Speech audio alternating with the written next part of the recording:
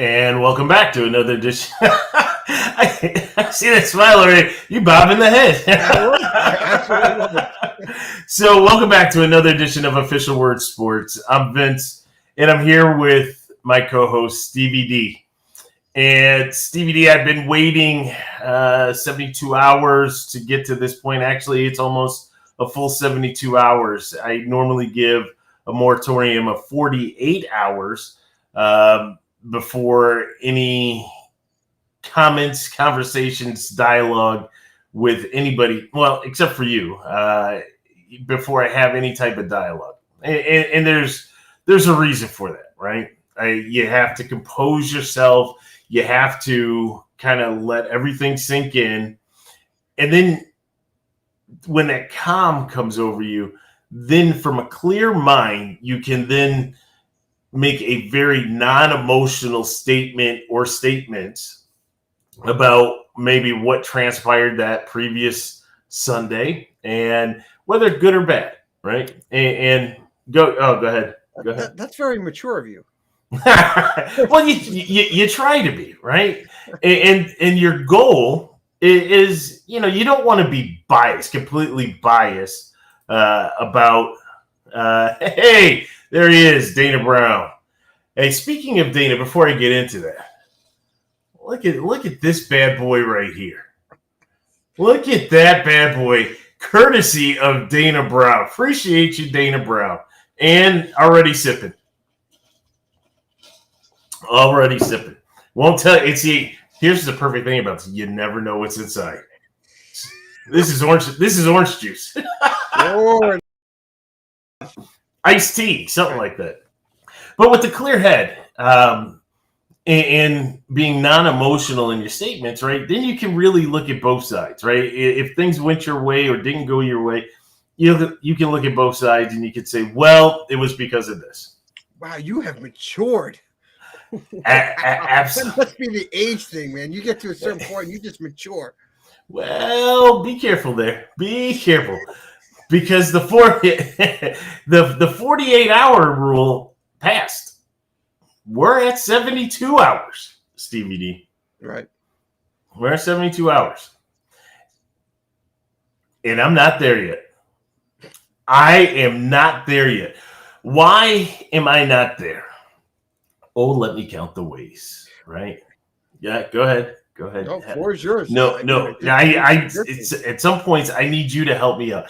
Let me just start by saying, watch this.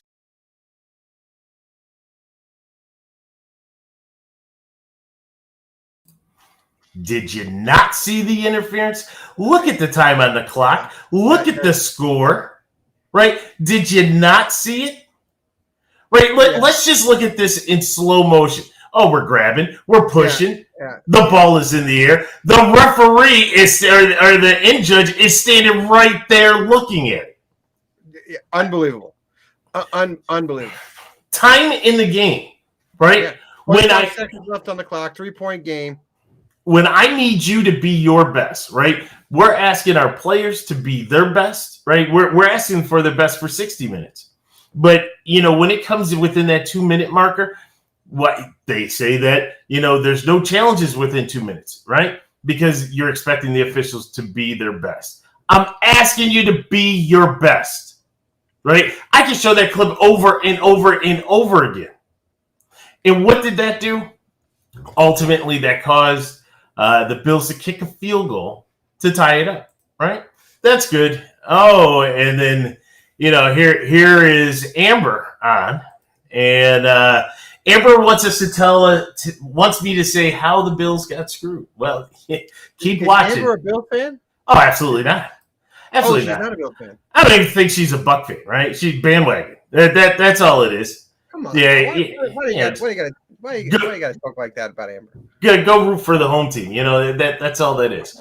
So at the end of the day, you have to kick the field goal, right? Okay. You tie it up.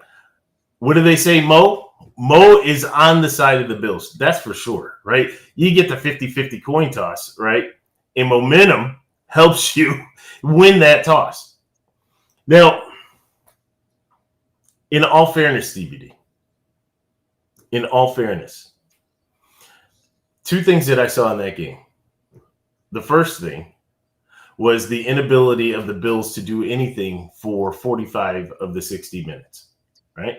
Whose fault was that? You got to give credit to the other side, right? You got to give credit to the Bills, or I'm sorry, to the Bucks. You got to give credit to Arians. You got to give credit to Bowles, right? Bowles more than Arians. Well, sure, but could it be the allegiance? But if you got that right, it's the allegiance.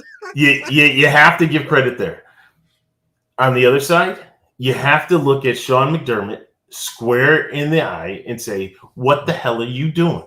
Right? This has been week after week after week.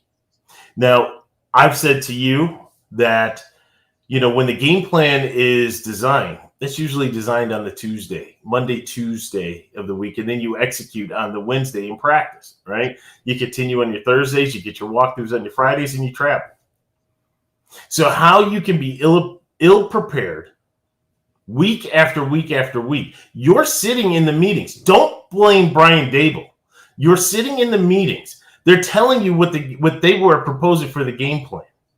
You're talking about players that are going to be healthy scratches, who are going to be inactive, right? Last week, when we had the 30-mile-per-hour winds, right, and you knew that you really weren't going to pass, except for you decided to throw 35 times, but you know that you're not going to pass, you decide that the guys that could benefit you the most, because Devin Singletary is garbage, Zach Moss is playing like garbage, right? But the guys that could help you the most would be Isaiah McKenzie. Oh, let's scratch him. Marquez Stevenson, let's scratch him, right? So what you're going to dress Jake Kumaro in a game where you're not going to throw the ball? Really? Does that make a lot of sense to you? That falls on Sean McDermott. And when we look at this Bucs game, the first three quarters falls on Sean McDermott, right? Not making the proper adjustments the way you need to, and then waiting until the very last minute, the fourth quarter, to really turn it on, right? Now, on top of that, I do have to blame Todd Bowles, right? Because if you watch the game, in the fourth quarter is when all of a sudden Tampa decided they were going to roll to a cover one, so they had a single high safety, daring Allen to throw the ball, but they were going to bring a blitz. Well, you expose yourself when you do that, right? And you want to know how the Bills came back is because all of a sudden there were open pockets in their secondary, and they were able to matriculate all the way down the field. Yeah, it's funny. I don't want to digress too much from talking Bills Bucks. I don't understand why defensive coordinators change what worked for them all game. Why? Because you're afraid to give up one large play? But if you give up one large play and you have a large lead, okay, you got me on that one play. But if I held you for 2 or 3 quarters, I'm feeling pretty good that I can go another 15 minutes and hold you. So why would I change what made it so successful? Just because you want to burn more time off the clock? I don't subscribe to that. I think it's silly. Why change what works? Absolutely. And like you said, they changed their coverage and gave the Bills the opportunity to get back in the game. What for me it was a little bit when they won the coin toss. They weren't the same team that came back and scored all those points. It's like, wait a minute, you went back to the team you were in the first quarter. Like, what are you doing? Dude, I can't explain that. And I'm like, I'm so pissed. I'm watching the game. I'm like, what are you doing? What are you doing? The whole fourth quarter you dominated, and you go back to this play call, and that's absolutely ridiculous. Well, you know what happens.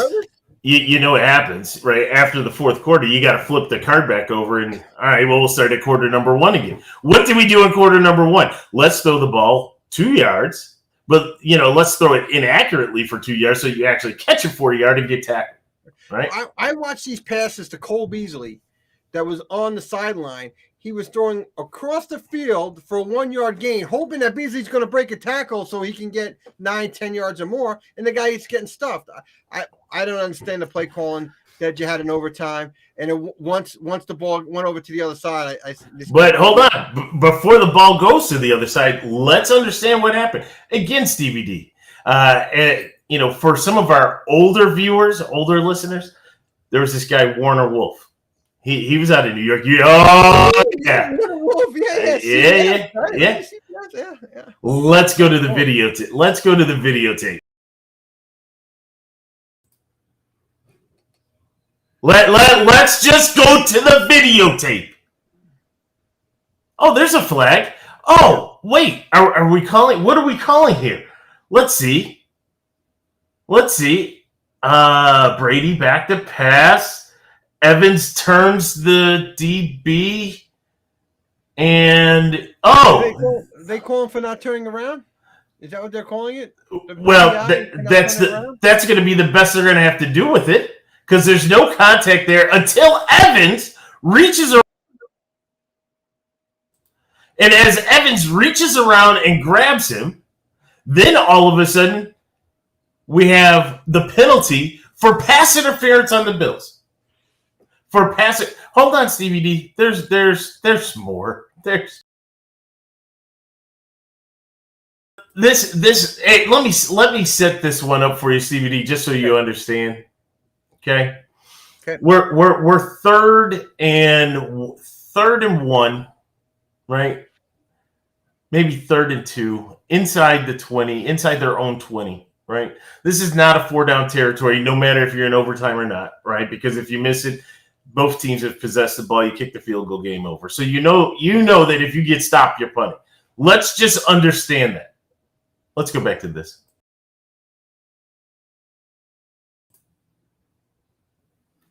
The line to gain. Now, we know that that's not official when they use that, but guess what? That lines up exactly with the yard line. Dude, can you back that up? Can you back this up? Well, we don't have a telestrator over here. It's an operation we run over here at OWSports. That's the best you're going to get.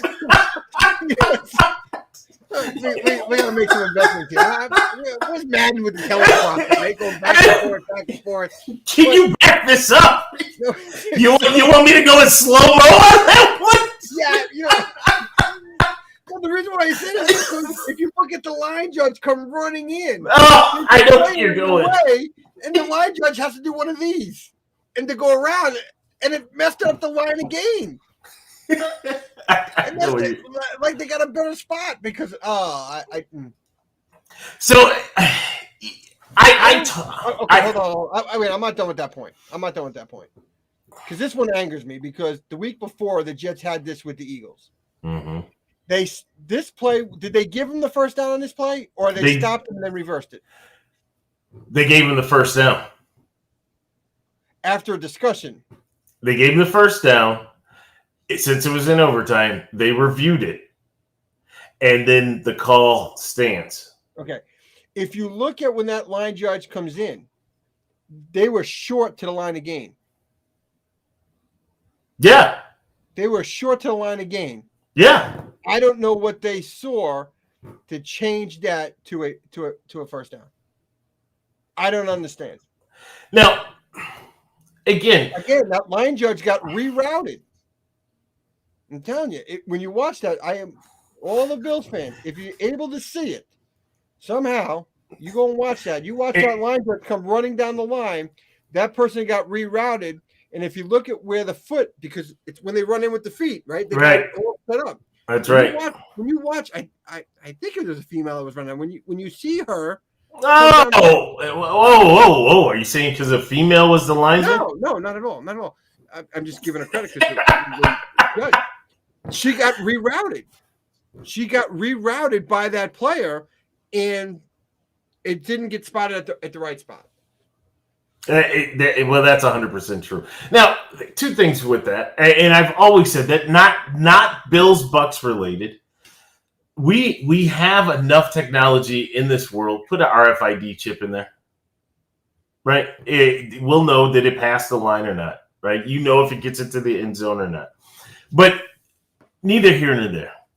When I was leaving the stadium, I called you, right? Mm-hmm. And I told you, I don't want to blame officiating. That's what I said, right?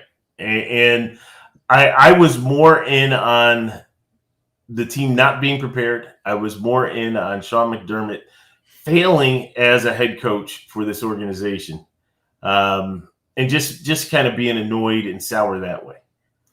And you, my friend, brought up officiating, and I still said no, right? I was staying off of that. And then it kind of hit me, right? Because it was stolen, right? The reason why I say it was stolen, you had the Diggs play in the end zone. There's still 20 seconds to go in the game. Nothing's guaranteed. I get that. Could have fumbled a snap, bad exchange, but you're at the 1. The likelihood of you pushing it in at the 1, and the Bucs have a great D-line.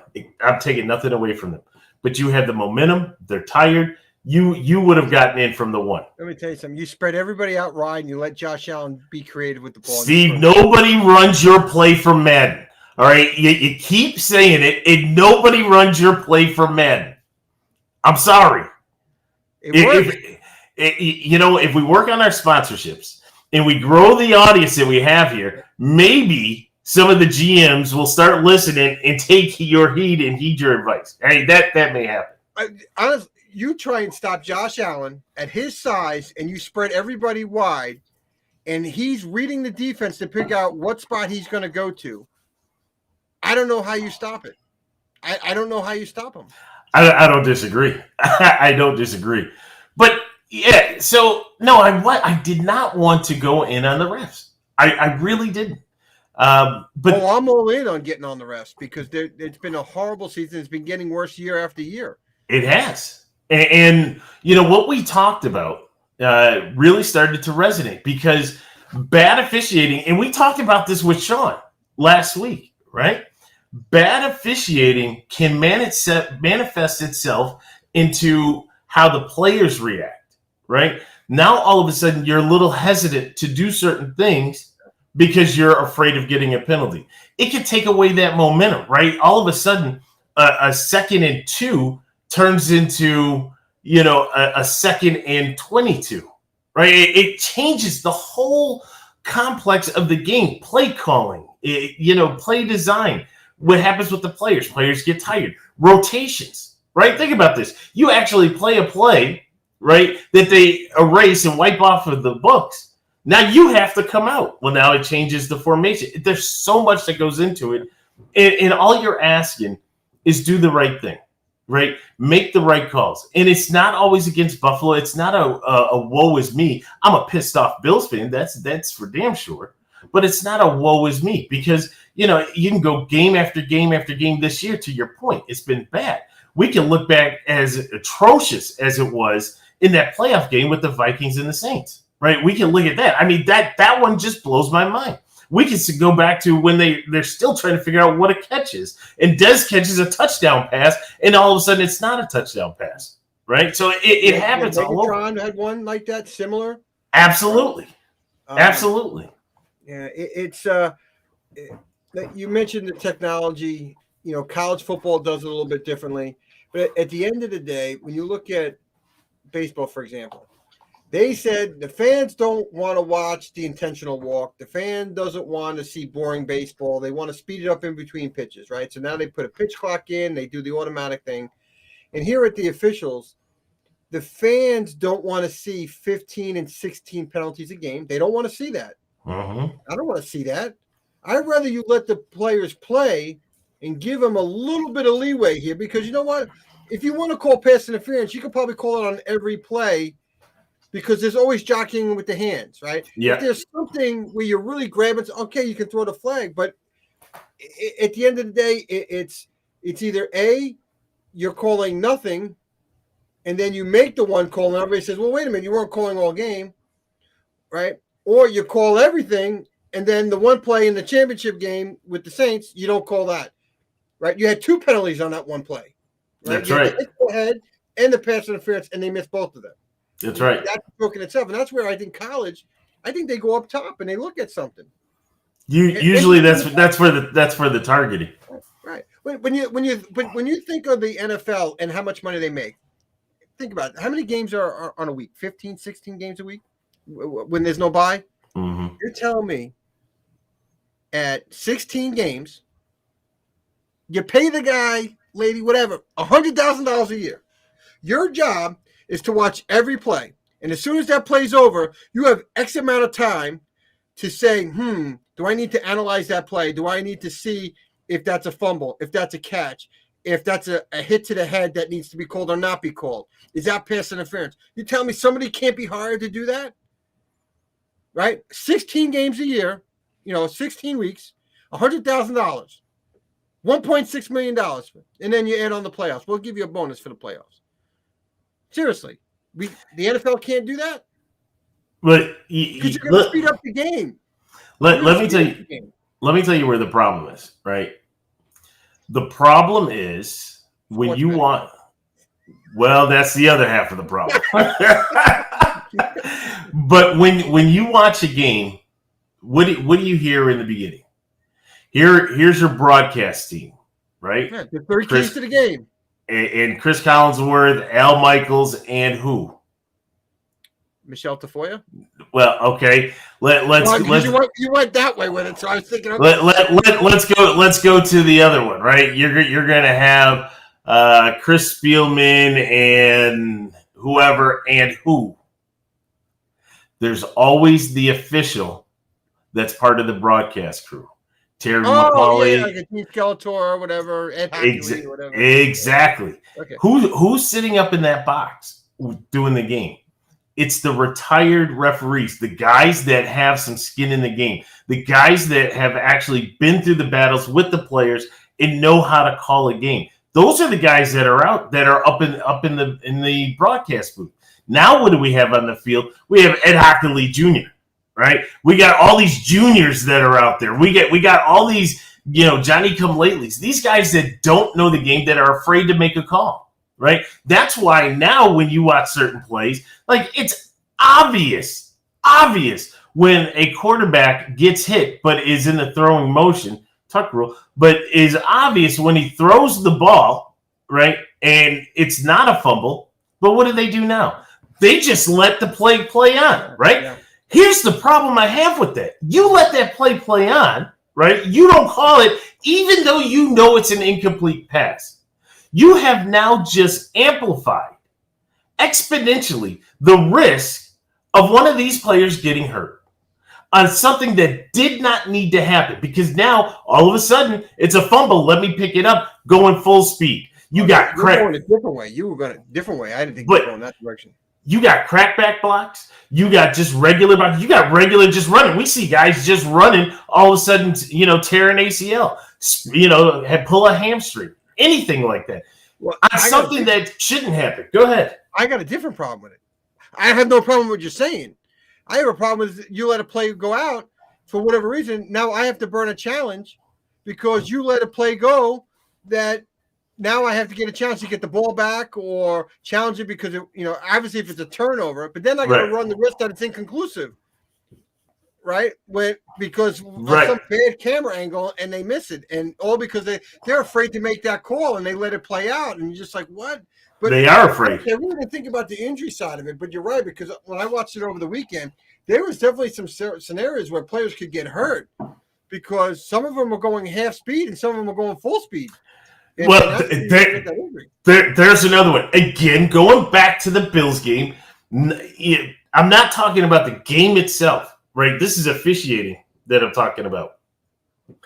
Josh Allen, there was a false start by Spencer Brown. You saw, I don't know if it was Pierre Paul or Shaq Barrett, came flying across the line of scrimmage, right? Now, you knew that it was a false start on Buffalo. False starts, if the defensive end has a good jump on the play, they blow the whistle dead. Unabated to the quarterback, blow it dead. Yeah, they didn't blow that whistle dead, and Josh got drilled. Drilled, right? About 5 minutes later in the game, possession is a little different. Tommy's back there, and I don't know who it was on the line for the Bucks. False start. Before Jerry Hughes could even get the motor running, right? And Jerry's quick off the ball. Jerry's gone, right? Before he could even get going, that whistle was being blown. Jerry still coming, blow the whistle, right?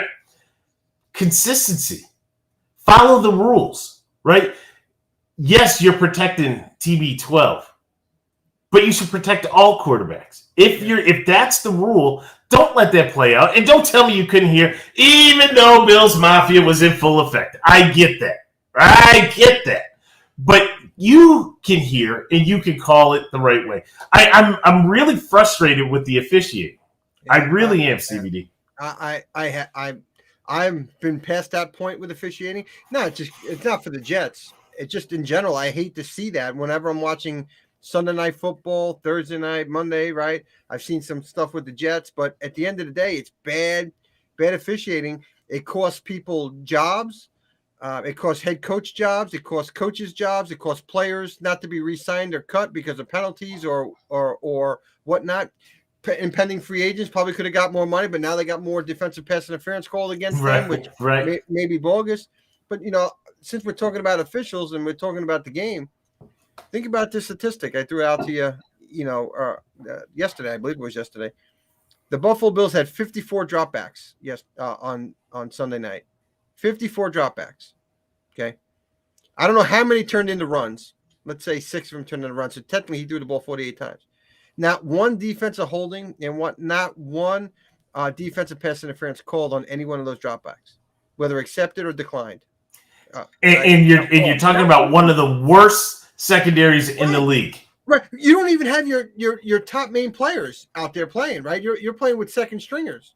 No disrespect to those guys, but you're going to. I mean, Diggs probably should have had 3 or 4 calls on him alone in that game. Mm-hmm. And here's somebody who's objective because I'm not rooting for one team or another, just seeing as a call. Somebody can say, "Oh, you're a Buffalo fan." Of course, you're going to feel that way. I got no skin in it, right? And it was mind-boggling. And Stephon Diggs is a big name, right? So last year, he's probably arguably the best receiver in the game last year. Probably could have said he was for sure, last year, right? For sure. He didn't get one of those calls. Mike Evans, who's got a name, but Mike Evans is not the same Mike Evans because Brady doesn't really throw to him. And I give credit to Evans because he keeps his mouth shut and just rolls with the punches. A really good teammate. But he doesn't have the same clout right now as Stephon Diggs. But what's the one common factor? TB12. Why is that? It's TB12. It's the same thing up in New England. I think the officials are afraid to throw the flag because they don't want to get yelled at by Bill Belichick. He's like a god. Like he knows everything about football. You can't. Like Belichick would call a flag on his own team. Well, shit, Belichick is not throwing a flag, so So Stevie D, I've been railing on this now and I probably shouldn't say it now because the optics of what I'm going to say never looks good, right? We lost, you won, whatever. We've always lost to a particular player. That's not it. So I was reading an article. Let me backtrack. I was reading an article, 4-letter network, and they decided that whether they were taking shots at Barry Bonds or taking shots at Roger Clemens, some of the others, that they were going to redo their stat production after a certain age if they, quote unquote, weren't on performance enhancers, right? And in their calculations, the decline after age 40 was so dramatic that Bonds only ended up with 550 home runs, his RBIs, his WAR, all of that. Where I mean, just when I tell you it went down, it went straight down. And I have a hard time with that. I'm a big Bonds fan, right? I've always said that on the show. But I have a hard time with that sharp decline because what we have seen from players that are older, because they're playing at such a high level, yes, you're going to see a decline, but it's not going to be like that, right? And it's going to be more gradual, right? Well, there's special athletes out there that you can say could slow father time. Can they cheat father time? Well, look, if you're a steroid user, we'll just call it that. If you're a steroid user, typically don't call it steroids. Call it performance enhancing. Because when you say steroids, you think LL Zato. You do, right? And I'm not putting these guys in that boat. Right. Which, for the record, like the Biogenesis crew, those Belko, BioLab. What was that? Belko, Balco. yeah. Right? So those. You're right. So performance and when you look at players that have taken it, they tend to get hurt and they start breaking down because I just think they've used it for too long, and a lot of players break down. I do think 99 point something percent when you hit 38, when you are an athlete that is on the go, you start breaking down at 38, right? And I think that's in most sports. You do have that occasional person that go Yamir Yager. I think he's still playing. He's like 95, right? No, I think he finally gave it up. No, he's playing. He's playing in Europe. Okay, but in the NHL, he played for like 28 years, right? Yeah. Yeah, he wasn't very good towards the end, right? He just kind of hung on. I think they liked him for leadership. He got his minutes, and off he went. So there's a rarity, but to put up Hall of Fame numbers in your 40s is hard. If you look at Hank Aaron, arguably, top 5 ball player of all time, top 5. And that's saying something in baseball. You're top 5. There's a lot of greats back in the day. He declined quite a bit in his 40s. I think he played until he's 44, but his numbers were nowhere near they were at 37, 38, 39. Sharp decline. And that's Henry Aaron. It's a lot of wear and tear on a body, especially in baseball. So again, I don't know what Barry took. He hasn't admitted anything, right? His name just showed up in a report, but you're not hitting 373 at 40 years old. I agree. And here, that's kind of where I'm going, right? Because I want to talk about a gentleman by the name of Mr. Alex Guerrero. Okay. Now, Alex Guerrero was a nutritionist and personal trainer. Nutritionist, I like that word. Yeah, to the stars, right? To the stars. One of those stars being Julian Edelman, right? And so he was, well, by proxy, he had Julian Edelman, but he was training Julian Edelman. And at the time, Julian Edelman's coach was insistent that Alex Guerrero stay as far away from the facility, from the players, from the organization, because he knew he was dirty. He didn't want that to be tarnishing what they had worked hard for to try to. He was already tarnished with Spygate. Exactly.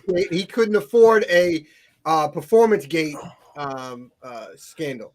Exactly. I mean, you know what it is. And so Edelman gets suspended for 4 games, right? For violating the league substance abuse policy. It was performance enhancing. After that, Alex Guerrero stayed away from the facility at the request of Mr. Belichick. There's another gentleman that was on the team at the same time, and his relationship with Alex Guerrero was a little closer than Julian Edelman's, right? Matter of fact, he was his personal trainer. Edelman was just getting some of the crumbs, if you can imagine, right? That's what he was. He was just picking up the crumbs. But that was his personal trainer. You want to look at some of the reasons why there was the rift between Belichick and Brady. Alex Guerrero is part of that.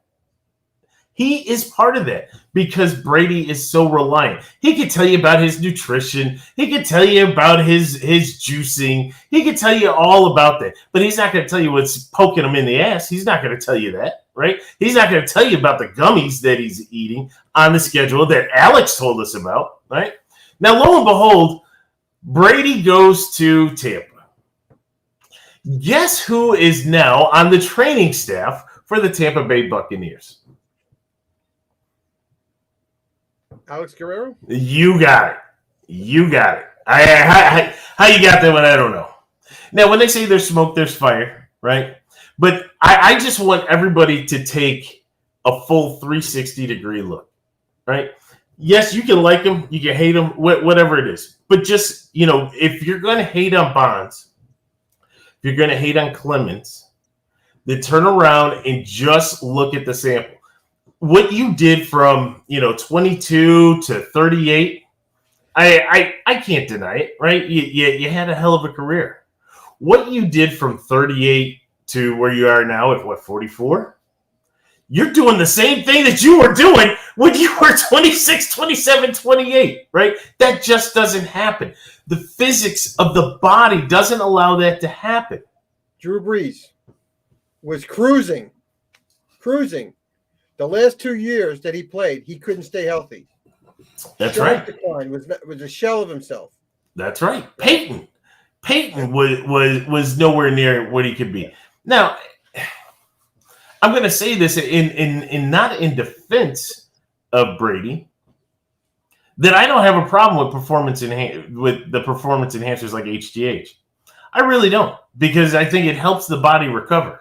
Right, that's what it's designed for. So I don't have a problem with that. If you're starting to go into more of the steroids, which we know Brady isn't, because he's not getting the bulk, right? He's doing something to help the body stay fresh, stay healthy.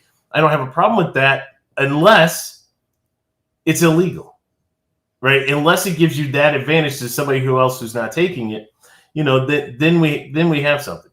So at the end of the day, CBD, I just want to put it out there right now. And these comments are solely that of Vince Coles of Official Word Sports. Stevie D, if you want to jump in and agree, you can. Oh, something's going on. Something's going on. It just doesn't that I do believe that Tom Brady is engaging in performance enhancers. That's for sure. I believe the NFL is well aware that Tom Brady is doing that. All right. Remember Eric Reed? Yeah. That's right. And remember he took the knee, and when he came back, it finally all that. He got drug like 15 times a day. He sent. That's right. He sent out his Twitter post how he was getting drug tested every single week. That's not happening with Brady, right? They do know. They do know, and if they wanted to expose him, they absolutely would. But I believe they feel as though it's against their best interest. Right, that's why you got rid of the tapes in Spygate. Right, the whole Deflategate was such a show and such a farce. Right, to even bring that up, that was a farce. But that was to try to counter what you did with Spygate. Right, why are you deleting the tapes? If you don't delete the tapes, we'd never have this issue. Nobody's really ever complained. They didn't delete the tapes; they destroyed the tapes. Destroyed the tapes. My bad. If they deleted the tapes, I think maybe I could try to recover it. Come on, can we get it? Right? Absolutely. When you have a bonfire at one New York place there in the back, they got the special little section where they got the fire pit in the back where all the evidence they want to get rid of is in that fire pit. All right, that's absolutely right. So, I'm going to – not that I'm going to go on a crusade, but, I just – every time they want to say, oh, wow, he's amazing, he's 44, look at what he's doing, I'm going to say, okay, let's get a public drug test. Yeah. Now, what I will say, though, I don't care, whatever performance enhancing. The pass he made to Mike Evans that was a good pass. 2-yard line was absolutely – you want to talk about just being in tune where your receiver is going to be. How that pass was completed, and it just looked like – that was just unbelievable. That was a good pass. I don't – at any age, no matter what you're on, to be able to just fall backwards that way, to evade the rush, to throw it perfectly at the 2-yard line when your receiver had no idea the ball's in the air, and he makes the cut, and the ball lands in his – that was ridiculous. You see a play every so often that Mahomes has made some really crazy plays. Justin Herbert threw one in the basket this past week. Oh, I didn't see that. Okay. Oh, through like a 60-yard rainbow. Oh, it's a 65-yarder. Yes. Touchdown. Yes. Yes. Yeah, I saw that. He's one that threw one like that. Oh, yeah. And again, I'm not bringing up Herbert to take away from that. That was one heck of a pass. Absolutely was a heck of a pass. All right. Again, a loss is a loss. If you're a Bills fan, there's a couple things we need to look at. Our coaching staff. I posted, don't make Brian Dable the scapegoat, which he will be. But you take care of business. You're going to need some help. But if you take care of business, refocus, turn the chapter, start of a new season, week 14. Stevie D, with Week 14, that also means that the New York Jets will no longer be participating in any meaningful games in this 2021 season. Hey, so I can't believe we went that long. So we're in the hunt, right? I mean, so credit to you showed up at the bottom, right? Right. In the hunt. In the hunt, right? 3-9, we're in the hunt, right? I mean, there was some good posts going on in Jetland about that. Like, we're still in there. We just got to win this game. We're still in there, right? It was a frustrating day, and there was some frustrating right off the bat. Ty Johnson, first drive of the game. It's second and 7. We do it. Zach goes through his progressions. Nothing's there. Right to Ty Johnson, drops the ball. Could have been 3rd and 3. Now we're 3rd and 7. We don't make the next play. We got to punt. Next drive, similar thing. It was another thing. Right to Ty Johnson. Again, could have been 3rd and 2. Pass was slightly behind the running back. Very catchable ball, though. Very catchable ball. Drops the ball. We won the punt. Third drive of the game, Ty Johnson yet again. Right. So here's the theme. So that didn't get off to a good start. And we just couldn't get it going. To me, this was the game that Zach Wilson showed me absolutely nothing. There was nothing redeeming about his play. So interesting. Last week we were talking about how things were starting to look. Yeah. Now every rookie's going to have ebbs and flows, but can I go back? So that was a victory, right? You didn't throw an interception, but you didn't do anything. Now, you didn't have Corey Davis. You didn't have Elijah Moore. Ooh.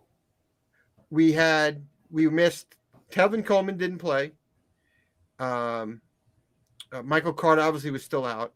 So we had our starting tight end out. So there were some people missing. But you had Denzel Mims. Another two costly plays in this game. I want to give this guy a chance, and every time he gets on the field, he just does something stupid. And you're just like, we had a play where illegal formation, killer. Like, dude, you can't line up. You got to step back. But anyway, you shouldn't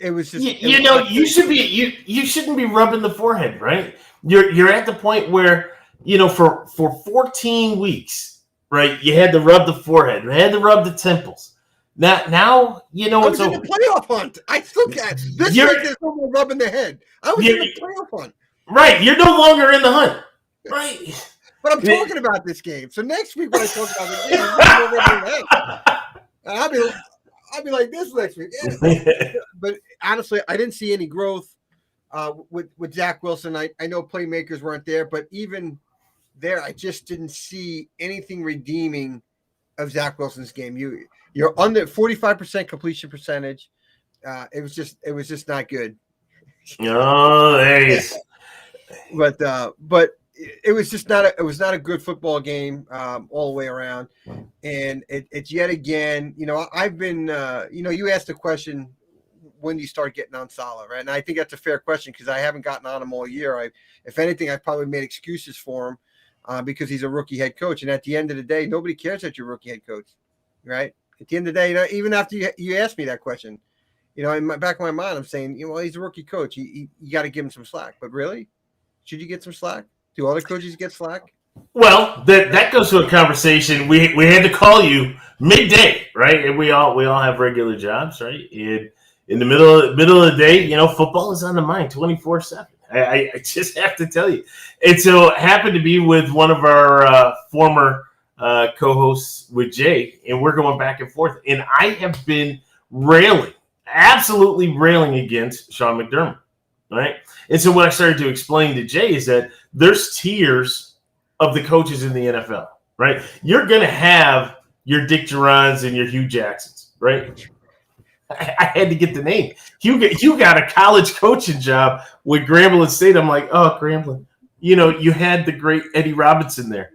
How in the world could you tarnish that legacy by bringing in Hugh Jackson? I just don't get it. He was going to go to Grambling and be like, I'm sitting in this seat. No one has sat in a seat like this before me. Really, a guy with 700 wins, right? But that's you. But I digress. When you look at the tiers of coaches, right? There's some that are just stuck at the bottom. They're mired in being just poor, below average coaches, right? For whatever reasons. A lot of time it's ego. A lot of times they're just not qualified for the position, right? Then you have your next wave, right? Your next wave is kind of like your rebuilding coach, right? When you start to look at Robert Salah, and I'm not going to go through all of this, but when you start to look at Robert Salah, the question is, where the Jets were, right? Is he just a stopgap?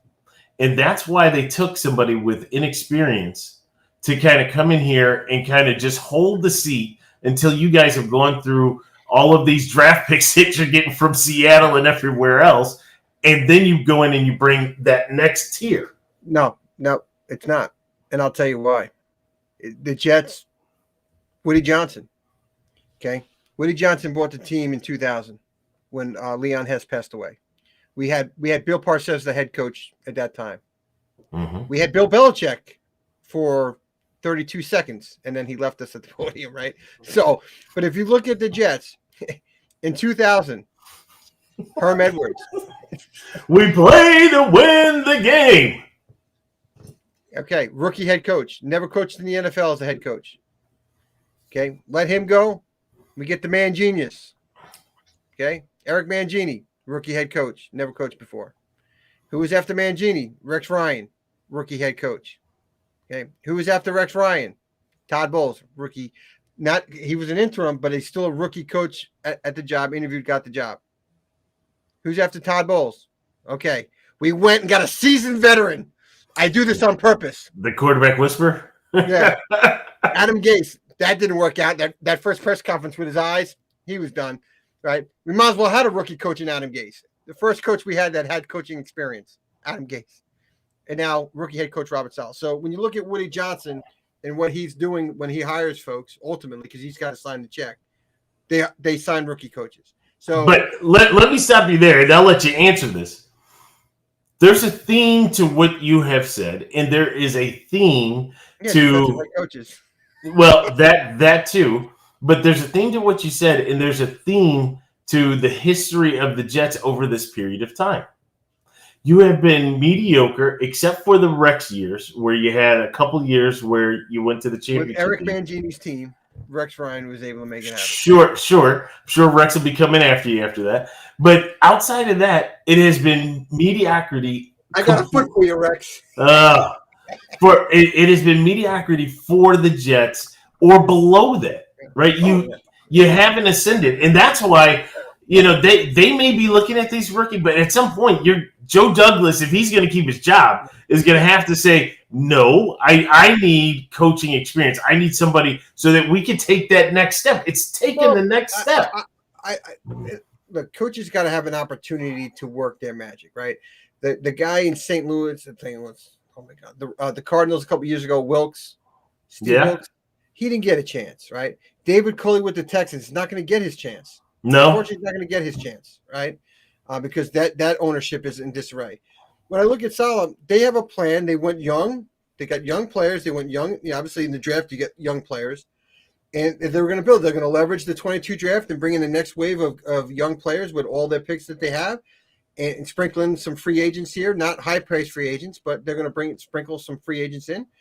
And hopefully by year 3, not year 2, right? By year 3 with Saleh, that starts coming together where everybody understands the play calling from the offensive side of the ball, our defense side of the ball. Everybody understands the plays because they're a young football team. We don't have our secondary was so young. You got to learn the scheme, and I just think it takes time. Like some teams think you can just go from not a good football team and all of a sudden be a playoff team. The Jets roster was very poor. Okay, you just can't just all of a sudden turn over a roster and think you can be good. Right? But I agree with that. But you have to stair step, right? We're not saying skip steps, but stair step. What's the stair step that you look at this year compared to last year? Well, I want to see Zach's got to take the steps. It's hard to rate the secondary for the Jets because they're all hurt. You got players that are playing on the field that are not going to be on the team next year because they're all hurt, and so you're pulling people off practice squads. So again, is that Joe Douglas? We can't get players to stay healthy. Well, look at your offensive line. Look at your running game. Look at your running game and your offensive line. I like our offensive line. I don't like our center, and we finally got rid of our right guard and Van Rotten because he's been rotten, right? And yeah, that was a play on words. He's been rotten, and he's finally on the bench, right? So honestly, our offensive line hasn't been awful, and we've missed Mekhi Becton out all year, and we had to put George Fant, who would have been our right tackle. He's been our left tackle, and if you look at the statistics on George Fant, he's one of the top tackles in the league, which nobody would have thought that going over the left tackle, and he's been a really surprise. So our offensive line hasn't been awful. It took a couple weeks to gel. New people, new spaces, right? You had to obviously Fant going to left tackle, new there to learn. Vera Tucker, who's a rookie out of USC, who's been playing very well at left guard. You got Moses, who you signed in training camp to play right tackle. Ultimately, wanted to play right tackle because Becton got hurt. So that's a new lineman. You got McGovern and Van Rotten. They both stink. Our center and right guard stink. And now finally we replace Rotten with Tardif from the Chiefs in that trade. And he's actually stepped in. He's actually played pretty well in his 2 starts. So I think our offensive line is. Isn't he the doctor? Isn't he the doctor? Yeah. I thought that he yards per carry over the last 5 weeks. We're getting our mojo running the football. I just wish we'd run it more. Sure. We're just not doing it more. Steve, I thought he had, or was it just a couple seasons that he had stepped away for the medical career? Just one? Yeah, for the COVID year. Okay. But he wasn't a starter for the Chiefs because, they overhauled it, the offensive line, and brought in a lot of people. So that kind of wrangled him to the bench. And I think the Chiefs wanted to reward him because he was stuck on the depth chart and give the kid a chance to go somewhere to play. Sure. So they gave him to the 3rd worst team in the NFL as a thank you for your service. But hey, we'll take you in. Well, now I'm going to tell you, I'm looking at, and I don't know how I was looking at it, but I'm looking at the draft order. You're sitting pretty good for the 2022 draft. Yeah. And you could do better. Because you are going to do better. Jacksonville, with all of their dysfunction, right? Jacksonville has a shot to maybe get 1, maybe 2 more wins. Well, they play the Jets, right? So that's going to be interesting. That may decide the number 2 pick, right? Exactly. So you're not catching the Lions, who, truth be told, the Lions have played hard. Yes. Right? They should have 4 wins. They're screwing me, the Lions. Yes, they are. You could be setting up. I like where the Jets are sitting. We have 2 top 10 picks. I think the Seahawks are going to win some more games here before the end. So we'll probably be outside the top 10 with the 2nd first-round pick. But when you look at how many picks we have in the top 80, I think we have 5 in the top 80. So we're looking good there. Again, it's a stepping stone of rebuilding the team. You have a very poor roster. Everybody knows in the NFL we had a poor roster. It's not a surprise. This is not a shocker. Now the Jet fans want instant wins. One more thing. You guys are projected to have $70+ million under the cap. Yeah. Which William Johnson won't spend, right? Unless the league makes you spend it. So then we'll overpay for guys like who's that corner? Wild Goose. He'll be a free agent. Who is the Johnson cornerback? His first name is escaping me. We signed from the Rams. All this money. Oh, my God. Johnson was his last name. His first name has escaped me, this corner. Anyway, we'll blow it on somebody that's $18 million a year won't play for us. But honestly, to go back with Salah, there's issues that I have is, one, his challenges are awful. He doesn't challenge plays that he should challenge. His clock management, when it's time to call a timeout in critical situations where it's 4th and 1 and you're going for it, and we can't get the play in, and we just let the clock run out instead of calling timeout to preserve the 4th and 1 so you can set the play up and actually run it. Awful at that.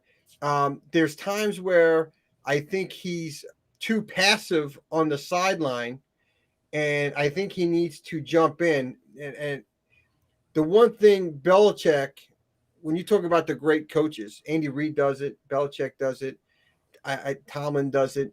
I'm a Tomlin guy. Some people don't like Tomlin. I like Tomlin. they coach the whole team on game day. They'll coach the whole team. They'll go over when the defense is sucking and get in there and work with the players. Obviously, he's got the headset on or whatnot, and he's working with the DC and the play and trying to find the scheme, right?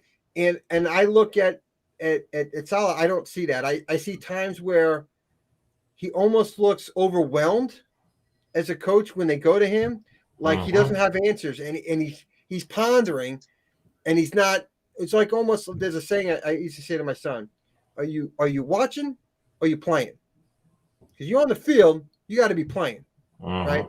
Next play, everything's the next play. Obviously, he's a baseball player, and it's not just a ground ball from short to first base, right?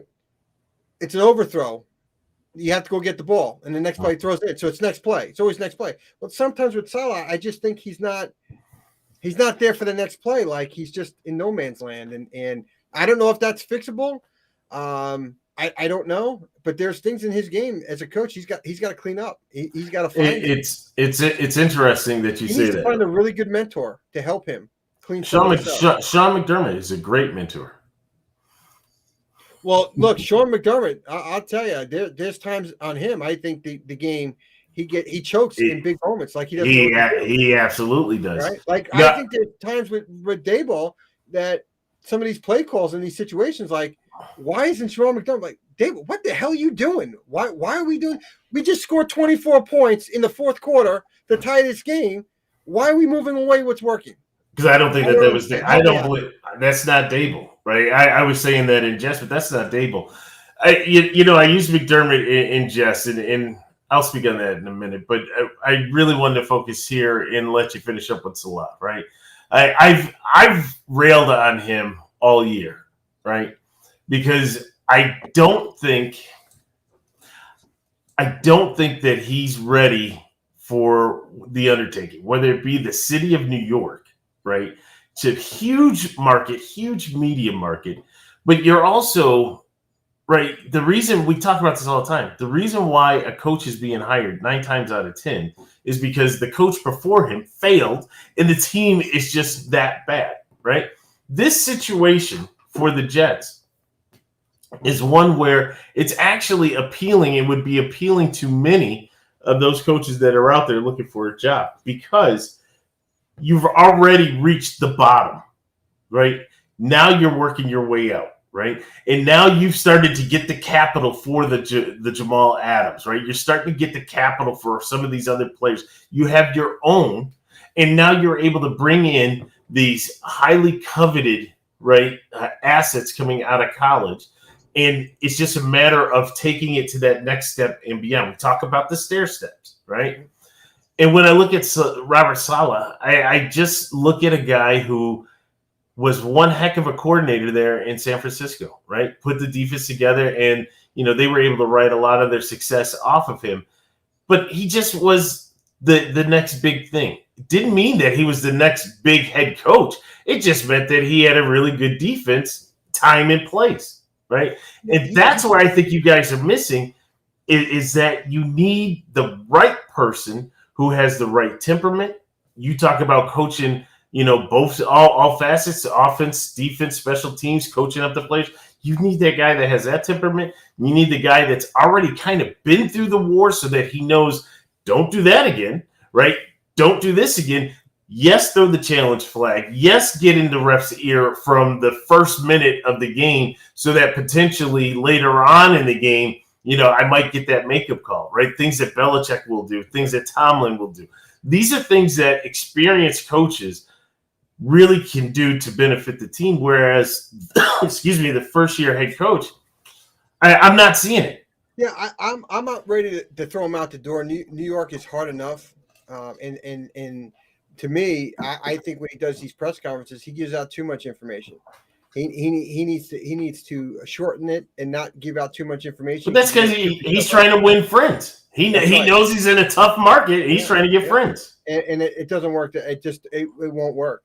It works before you coach your first game, right? Because you're 0-0. Nobody knows anything about you, so you sound great, and then all of a sudden you start winning. You're not winning. They'll turn on you because why? Yeah. They're all fighting for that next story because you got too many reporters they're trying to get that story.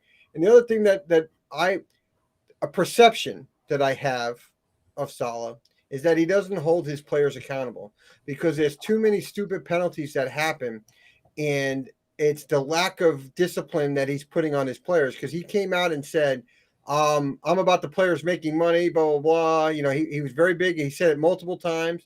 At the end of the day, I don't know if he's holding his players accountable for the stupid mistakes that they make that are costing your team to get off the field.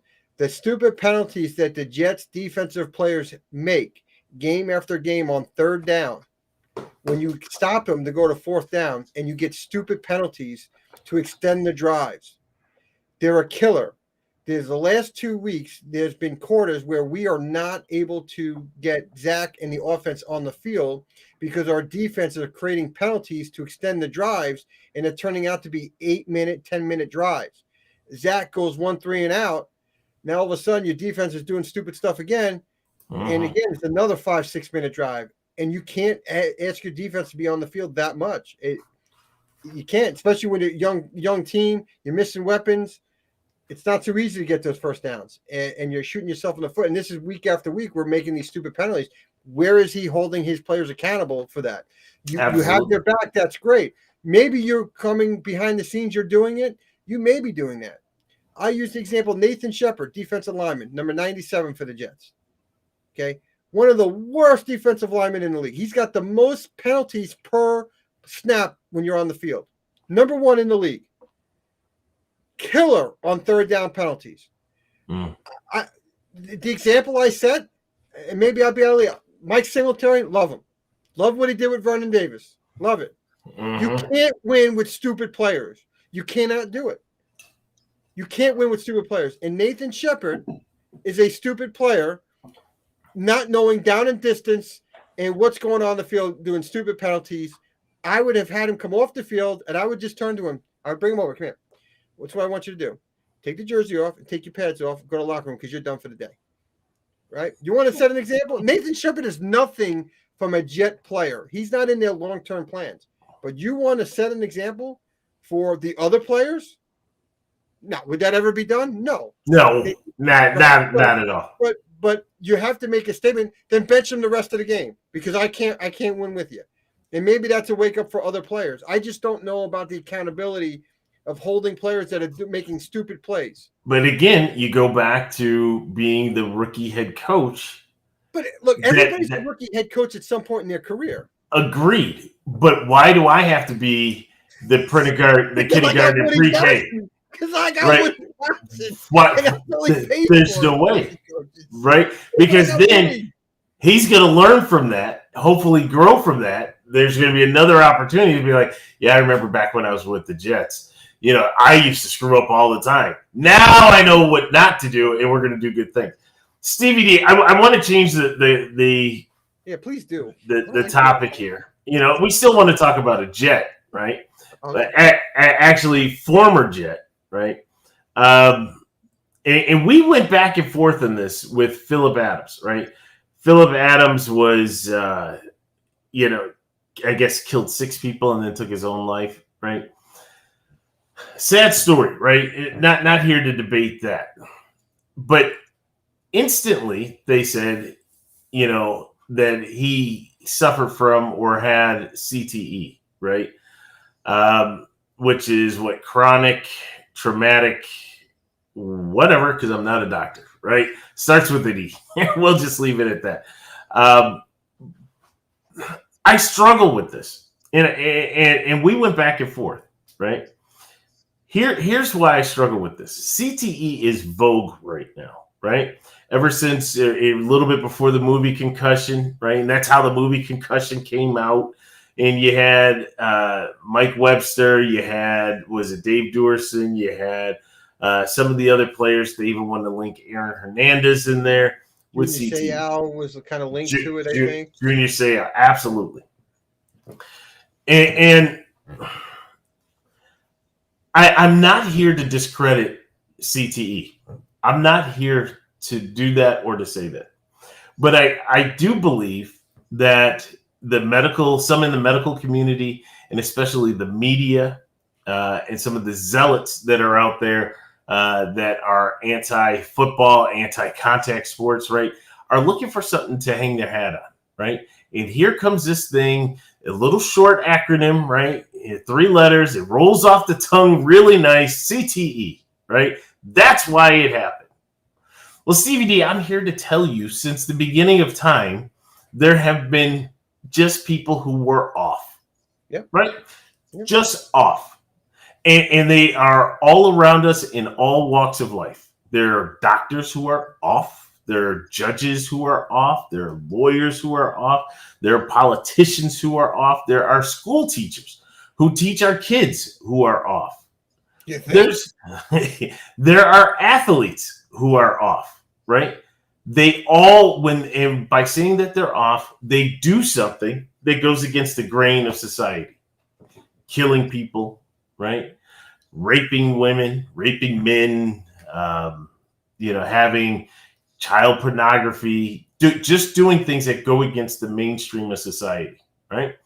And as long as you don't have a jersey on with a number, then we say, well, they may need psychiatric help, or, let's look in their background, what happened. Oh, they may have been abused as a child. They grew up in a rough neighborhood. They did this, there's all kinds of excuses. Not yet, to this date, have I heard anybody. Oh, thank you, Dana. Dana's providing. Yeah, I know what the E is. I just can't pronounce that. And I'll leave it up to the good doctors in our world to do so. But not yet have I heard of one post-mortem type activity where they went to review the brain of those folks, right? They reviewed the brain of John Gacy, if you remember, back in the day, serial killer. They wanted to see what was going on in his brain, that made him tick. But you never hear that. Susan Smith, I didn't hear that, right? None of these people. You said John Gacy? Yeah. I think when they did that scan, they showed a jet logo with his head. I don't know. But they never do that, right? It's only because you have a jersey on that they want to say that football's so violent and football does this and hockey's so violent and hockey does this. And when the person does something, then they want to say, oh, it's because of CTE. Now, I'm not saying that CTE isn't there. I'm willing to bet, and I told you this, I probably suffers from CTE, right? Yeah, you're root for the Buffalo Bills. So and that very well to do, right? That very well could be it. I mean, I remember even when I was playing little league football, right? When you had the Rydell helmets with the little pads in there that, back in the day had the afro and it would leave the indentations in there, right? But, when you were little and you were playing football and you got that helmet, you thought you were invincible. And you would take your head and bang it up against the wall, right? All of a sudden your eye starts tearing. Come to find out, when your eye starts to tear, right, that's a form of a mild level concussion, right? Didn't know that back then. So, in essence, I was concussing myself before I even played a game, right? Over the years, you still did the same stupid stuff, right? But now, all of a sudden, when you were playing the game, the contact became real, right? So, I'm not saying that I have the same thing that the NFL ball players have, but I would say that certainly I have that, right?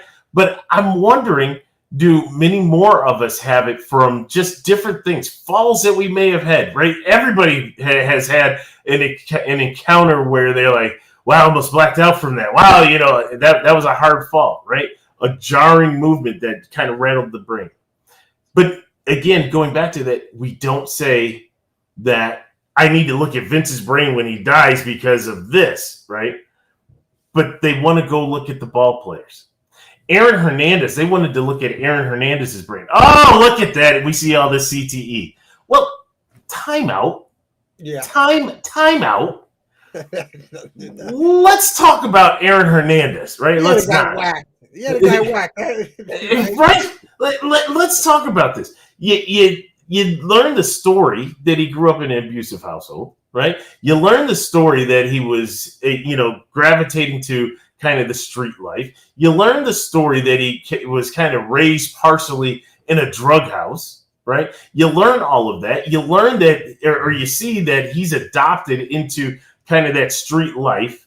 Maybe have an association. If he's not associated to the Bloods, I have no idea why he put any of that on his body, right? That's so I'm hoping that is true, right? Because then you're just an idiot, right? You're just as bad as Tekashi 69, right? Hey, let's call it what it is. But if you did all of that, you've adopted that lifestyle. That is the reason why Odin Lloyd is dead, right? Not because you played tight end and you got hit in the head a few times. That has nothing to do with it. It's because you adopted this lifestyle. There were some things that transpired throughout those previous days and weeks that you in your mind said, you know what? I got to handle my business. And that's what it was. It wasn't the brain. It was you trying to be macho, machismo, and saying, I got to handle my business. Why did you die? Well, you died because you were afraid of being outed. That's why you died. Right. Because you were granted a retrial, right? You were found you found not guilty on the Boston murders, and you were given a retrial for the Odin Lloyd. So in essence, in the law that was recently changed, you were a free man. Right. Not somebody who wants to commit suicide. I think Aaron Hernandez is not a case for CTE. You can make a case for Junior Seau that he had things going on in his head, and right, you can make the case for that. We don't know for sure. We don't.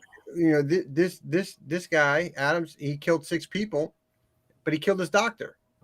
And from what I understand, there was not a bad relationship between him and the doctor. Mm-hmm. All right. It's, again, to what we know, it's been reported.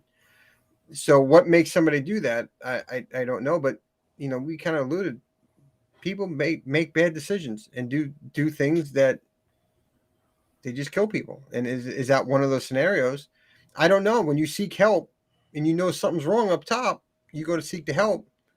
I tend to lean that maybe something was there, whether that was CTE or something else going on in his head, right? Maybe there's something else going on, and he committed a horrific act, and you know, ultimately 7 people died that day.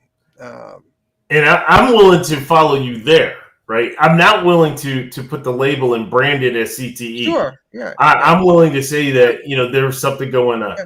Like Mike Webster. Mike Webster was I think homeless. Was he homeless? I think it was something, right? It was. And there's hundreds of thousands of people homeless that have killed themselves. Right? It has nothing to do with football or anything else. You're in a bad way. I'm homeless. I got no money. I'm on the street. Maybe you suffer from depression because you maybe look at yourself as I was the center for 4 Super Bowls, right? Sure. I mean, it could be something like that, right? Yeah. I mean, like the girl that killed Steve McNair, right? Murder suicide. They scanned her brain. She just decided to, you know, commit a double homicide, right? I mean, and there's so many things we don't know. You know, no matter if you're in the spotlight or not, we don't know what really happens behind closed doors, right? You don't know what is. I mean, even with the Olympic gymnasts, right? We didn't know their stories were public. We saw them train. We saw them go to the Olympics. We saw them in nationals. But lo and behold, we didn't know what was going on with the doctor. That's sick. How about Penn State with men's football? What was going on with that? Sandusky, whatever his name was. But where I'm going with that, Stevie D, those are things that were so traumatic. We don't know how that's impacting those girls and what the impact will be. Right? We don't know what happened with Adams in his life growing up. Maybe it was something recent traumatic, right? That all of a sudden the brain just kind of just went a little haywire and misfunction and malfunction, and now he needs help. There's too much that's out there. All I'm saying at the end of the day is that they have to stop putting the stamp because you're a football player, because you're an athlete, that okay, if you did something bad, we got to get your brain because it's CTE. No, it's not. Yeah, I think that's more than a fair point there, right? I think that's more than a fair point. So, Stevie D, we went into a lot today. A lot of it being Buffalo Bills. We did talk about the Jets and obviously CTE, but I do want to take a moment, right? Because over this past week, I have been making my feelings felt about. There it is. Thanks, Dana. Thank you. I've been making my feelings felt about Sean McDermott. Been posting in social media, Yeah, different you struck a things. nerve to a couple of fans. I did, right? You got those McDermott lovers out there that are talking about, I hope you step on a sharp Lego. Okay, pal. Right? Oh, okay, buddy. Wait, thank you. But, more and more each day, I'm becoming more and more resolute in my feelings that I talked about with you, with Robert Salah, talked about, the stair steps. I've always been a little weary of Sean McDermott. I like your game, Sean. I like your game. You came to the podium on day one and said, hey, you got to trust the process, right? Code for give me more than 3 years, right? That's all that was, because Buffalo had a history of running you after 2 years, right? Give me 3 years, right? And part of me agrees with you, right? And Steve, we talk about it all the time. You need continuity, right? You can't constantly keep changing every 2 years because you're impacting the quarterback and the line and the scheme and everything else. And you will stay in the same position because you're just recycling mediocrity, right? So again, Sean, if you're listening, I like your game. Game respects game, as they say, right? However, your game has run its course. It really has. Wow. And it has, Stevie D, because at 7-6, when you're supposed to be the favorites to represent the AFC in the exhibition game, I said that for you, right? I'm on a crusade. It takes one. It's well, you don't have two just yet, but I said it for you. It's a very disappointing season at 7-6. There's no excuse for it, right? You beat the teams that you were supposed to beat, and you haven't, outside the Chiefs, you haven't beat. You won the games I guess you were supposed to win. The tougher games that you should. I still think you should have beat the Tennessee Titans. I think there's games out there that you left. There's no reason why you shouldn't be 10-3 or 9-4 right now. Not 7-6. Sorry. Absolutely and agree. At the end of the day, the talent is there. And at the end of the day, you have to look at the head coach. Now, is it fireable? I don't know. Well, here's why it is. Who do you replace him with? If you fire him right now, who do you replace him with? There it is. Right? Who do you replace him with? No. I don't know yet. Right? And so because I don't know yet, I'm not going to run you. Right? You're still doing the right job. But what the Pagula should be doing is starting to throw that net out there. Let's see who is out there, right? Who can help take us to that next level? And you have to now hold accountability to Bean, right? The general manager, Brandon Bean. You have to hold accountability. Yes, it sounded good that you re-signed everybody. You brought in a couple people, a couple new faces, but you basically re-signed all of your free agents. But when you look at this team, there were big gaps, right? There were gaps at the running back position. We knew this. This was not a surprise. You had gaps on your offensive line. We knew this. Wasn't a surprise. You had gaps with your pass rush. We knew that. Not a surprise, right? And so then you went out there and you ignored the running back position. You basically ignored the offensive line, saying, I'm going to re-sign everybody because I think that they're going to be okay. And then you went heavy in the draft on your defensive line, right? You signed a Greg Rousseau, you drafted a Greg Rousseau who when you were drafted, the first thing I said on the podcast is that it's never good when the highlights come on and the quarterback is scrambling towards you, and that's when you make the tackle, right? Every other, Micah Parsons, who is just blowing up the league, right? When you look at player of the year, not just rookie, for sure. When you looked at his clips over at Penn State, right? His clips were he was going to the quarterback, blew up the tackle, and made the sack, right? Rousseau, what his clips, he was sitting back, waiting. All of a sudden, the quarterback scrambling out of the pocket. Then he takes off and he tackles, right? Issues there. Boogie Basham, I don't know what happened there. He was a good player at Wake Forest. Second-round pick, and it hasn't translated to anything. So, in essence, your first 2 picks, your value picks, you have got zero productivity. Zero. That's on Brandon Beane. You look at Star Latulier, right? Everybody says, oh, Star is great. Star is this. Star is that, right? In my mind, I'm thinking, all right, we have a proven guy. This guy hasn't done crap for the Bills, right? It's decided in his own opinion, and I can't hold that against him, but he wanted to take last year off because of COVID. I get it. We don't know what we're dealing with. You're worried about the family, blah, blah, blah, right? If you felt that way, then why are you playing this year? COVID hasn't gone away. Why are you playing this year? And speaking of playing, you don't play this year, do you? Because all of a sudden, either you got COVID or because you're in the game and you're not doing anything. Now it's a toe injury. It's been a shoulder injury.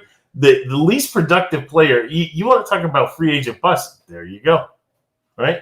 But that's on Brandon Beane, right? So when I look at this, they come together in pairs. We all know this, right? You got Pace and Nagy. You got Gettleman and what's his face? Judge. Thank you. Yeah. In New York, they all come in pairs, right?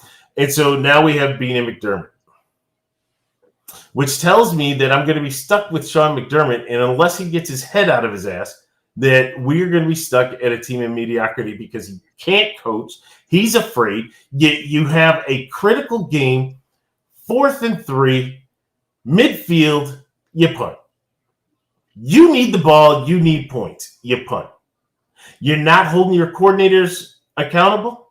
You're not holding. You talked about accountability, CVD. You talked about a player that dumb penalties, dumb plays, right?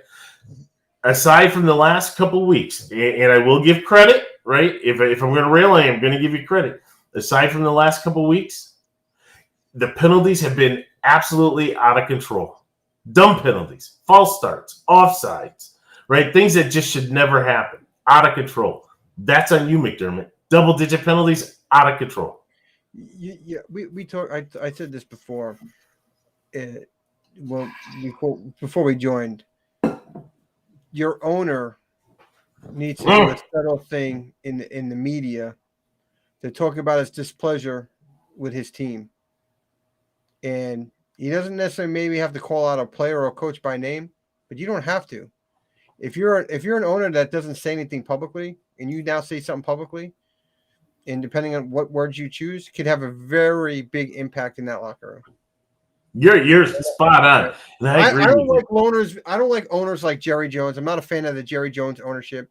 You know, the George Steinbrenner in the baseball, running his mouth in the 70s, 80s can be very counterproductive, right? Because once you open your mouth all the time, there he is, just running his mouth again, and pay no attention, right? But now all of a sudden, an owner doesn't say anything, and now he does.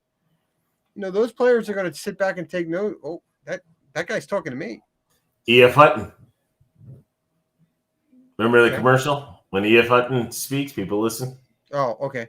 Right. Now I do. Yep. Had a moment. Had a senior moment. Well, it's a senior commercial. So, but I seriously about Terry, I think he should do that, and maybe that will spark something like, ooh, I don't know. This is the owner. Something has to happen, and I think McDermott is a type where he's very stuck in his ways. Right, this is the way I know how to do it. And what's unfortunate is that you have a window, right? Yes, that's right. You mentioned that window, and each year that window closes and closes, right? And then when it opens back up, you have to kind of you kind of have to massage it to get it to the right spot, right? Whether it be rookie quarterbacks again, whether it be rebuilding offensive line, whether it be rebuilding the defense, what have you. And then you get it to the right spot, and then you got that window, right? And when you have some of the good general managers, the good head coaches, when that window opens back up, it doesn't open as wide, right? And they're able to kind of rinse and repeat, a la your boy Bill Belichick up there in New England, right? I don't have a Bill Belichick at One Bills Drive. I don't have that. Right. And so when my window starts to close, I'm very concerned that it's going to reach a point where it closes and then we have to start over again. Right. And that's a long process. It absolutely is. It absolutely is. Well, Stevie D, we went a little longer, probably more my fault. Sorry for my rant on the officiating and the Bills. I really didn't go in hard on the Bills. I went more on the officiating. Maybe I'll go back next time and, Oh, by the way, in the NFL. By the way, Stevie D. So, couple stories before we sign off. So, you just said we went long, so you got to be careful. Well, nobody's listening to these anyways, right? This is more me and you. So, I had an opportunity. Obviously, the game was here in Tampa. I had an opportunity to go to the game. I was sweating bullets going to this game, Stevie D, because I'm sitting. Well, it has nothing to do with the game, right? I got the invite from our CEO, right? So I'm hanging with the CEO in their suite, and it's all senior level management, right?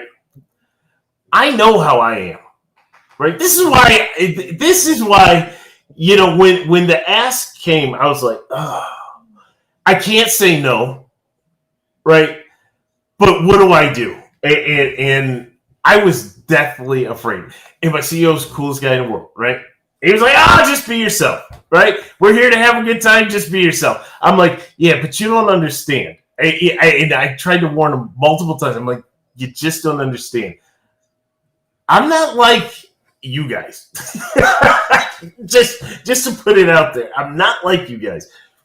I kind of get a little like, have a good time. Okay. Yeah, every 3 words is the F-bomb. Yeah. So, if you can only imagine for the first half of this game. Oh, I was imagining because your nephew was saying the same thing. Is Uncle Vince going to be all right? I'm like, I don't know if he's going to be able to contain himself. That's tough. That's tough. At the game in the suite, you got to be good. For the first 3 quarters, I was like, I was chewing my tongue, chewing the side of my. I had to walk outside. You toted the line. You toted the line for the. I toted the line. But here's the funny thing. We were in there, and there were some additional Bills fans in there. In the suite? In the suite. Another story I'll have to tell you, but in the suite, yes. So there were actually quite a few Bills fans in there. And so one guy had his hand in his head, right? Or his head in his hand, like that. And I'm like, yeah, that's typical Bills fan right there, right? I said, we ride the roller coaster of emotions, right, throughout a game.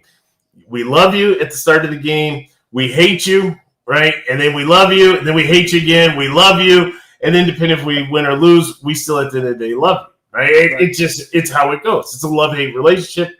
Anyways, so he's got head in hand. Then we had another guy, and he's over on the side. And I forget what the play was. It was some dumb call by McDermott. It had to be. And he lets off with the 4-letter expletive. And I had this look like, ooh, did anybody hear that? Right? Not that I'm trying to be a snitch, but to me, then that opens it up, right? If he can say it, then I can say it. And so I looked around, and everybody was just like, it didn't faze anybody. And after that, and really, I'm going to say it was karma for me and karma for my Bills, because that was right around that 3rd quarter mark, right? And once I realized that I could go back to being myself, I was a little bit more comfortable, almost like I was at home in my recliner comfortable, right? Okay. And then things were happening, and you started to hear things from me, right? And they did too. And the first one was funny because I said something, and then I had to look around to make sure that they weren't like, hey, Vince, we're going to need to have a talk on Monday morning, that type of thing. But none of that happened. They were just like, happy-go-lucky. Then there was the Fournette call, and I get in an argument on the Fournette call, right? And he's like, that was clearly a first down. What the bleep are you looking at? I'm like, he's a full yard short. I'm like, what are you looking at? Right? Good banter. It was friendly banter, right? There's nothing malicious in that. But the key card still worked in the morning. It did. It did. And that was a great thing. That's what was enjoyable. But, I had it all bottled up, right? It was just ready to just unleash. And so it did. So I wanted to share that with you. Interesting. But it was good to be out the game. I did a couple of live streams. Unfortunately, we had some video issues. And we had some video issues. Oh, absolutely. Many thanks. Love it. Thank you very much, Dana. But yeah, so I tried to do the live stream out there. Stevie D, the Sea of Blue. Now, you've been down here, right? You live down here. You know, like I know, the Tampa fans are garbage. Garbage, 100%, right? They can say all they want to say. Everybody walks around wearing their Buccaneer shirt. When I tell you there was a Buffalo takeover, you are a first-place defending exhibition game champion, right? You are playing, quote-unquote, a quality team. That stadium should have been a sea of red, and not Bills red, but Buccaneer red. It should have been a sea of red. Let me tell you, massive takeover. Whether it be the tailgating in the parking lots, you watching the people come in, and if you look at the aerial picture from the Bills sideline, from end zone to end zone, it was blue. It was blue. Blue and white. Why? Some people had their wagers. It was blue and white. You saw little specks of red, and I challenge you that the red was the Bills jersey red. And so when I listen on the TV, you definitely heard the Bill fans during the game on plays. Fourth quarter, Stevie D, that place erupted like they have to fire the cannons to get the people in Tampa to get up, right? We didn't need any cannons being fired. We didn't hear any Buffalo stampeded. All we saw was that all of a sudden, again, the ebbs and flows of a Bills fan. All of a sudden we started playing good. We're like, finally, something to watch here. But you heard the volume. That's where you had the false starts. That's where you had some of the penalties, the timeouts. That should not happen in your home stadium. Boo on you, Tampa Bay. Boo on you, the Tampa Bay fans. That's your town, man. That's your town. That's your but city. you know that. You have roots here as well. Oh, we knew that. We started out once Gruden ruined that team after the Super Bowl. I remember when I got down there, 110,000 waiting for season tickets. Right. Super Bowl, that sign was down, and they were giving that stuff away for free because Gruden ruined that franchise.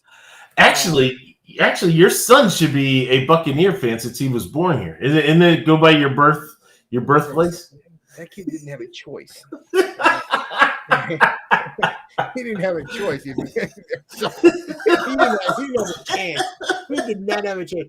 Technically speaking, that would be true, but he didn't have a choice. Again, you think I was going to listen to him speak about another team? When I talk to him, be like, look, you're not abiding by the rules of a fan.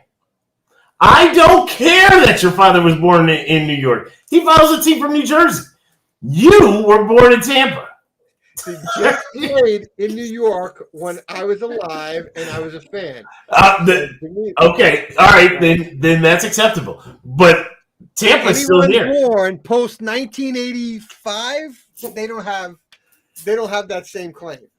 But you didn't even think about it. He was born blocks away from the stadium. Wait a minute. I mean, he's really got a tie-in. They probably use the same electrical grid.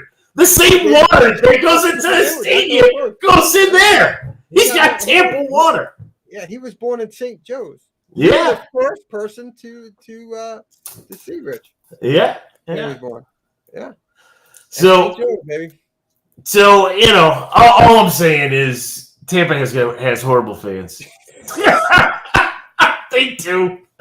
They. Uh-oh, Dana. Oh, throwing shade. Throwing shade. Hey, Dana. Hey, Dana. Throwing You better watch it, Dana. Because at the end of the day, if you don't make the playoffs, it's all for naught, and you just have a bad draft pick. Well, actually, he's not a Bucks fan. Bills fan. He's not a Bills fan. Who is Dana root for? We'll talk about that on another show. Well, he's already talking it now. It's a whole other story. You know, I've been working with Dana, and so the fact that Dana is here on the podcast has shown the progress that he has made over the last 2 years. Okay, fair enough. So you can't chide him on the team. That ain't right, Dana. No, that's excellent. That means that my lessons are working, right? I mean, you got to look at it. It's working. So you're trying to say Dana can't think for himself? Is that what? No. He is doing this all on his own. I don't know. It sounds like there's a little brainwash. Yeah, but there's a little very much. Everybody on my team has got to be a sports fan, and I'm loving that Dana's on there. See, he's showing you some love. All right, Stevie D, we've gone well past. So, as we like to wrap it up, again, to all of our subscribers, all of those who follow us in Facebook and on YouTube, we do appreciate it. If you haven't, this is the first time for you watching us. Hopefully we share some stories, made you laugh, made you cry. But we do ask that you do give us a like, give us a subscribe, tell a friend, tell a family member, and join in. Just like Dana, just like Amber, just like Terry, and many others who have joined in. Lamar joined in, and I'm sure Lamar wants to get on at some point again because that's OWSports After Dark. That's right. That is right. When all the kids go to bed. That is 100% right. But so if you're driving, if you're going on a road trip for the holidays, right, and you want to catch up and you want to listen to some past episodes, if you really want to laugh, we're going to have to point out the episode where we did the sports trivia and let you listen to that one. There was no video, but the audio of that one. Oh, Jay. The audio of that one is just classic, right? So at some point. But listen to us on your favorite podcasting platform. We're out there, right? Whether it be Apple, whether it be Google, Spotify, no matter who you're looking at, you'll find Official Word Sports or OWSports. And then if you want to watch the videos, YouTube is the place to be, as well as our Facebook page, right? We're there. Everything that we do here that we're streaming live gets put up there, so you guys can check us out. Again, give us a like, give us a subscribe, and we really do appreciate that. So for my co-host, Stevie D, I'm Vince. We'll talk to you soon.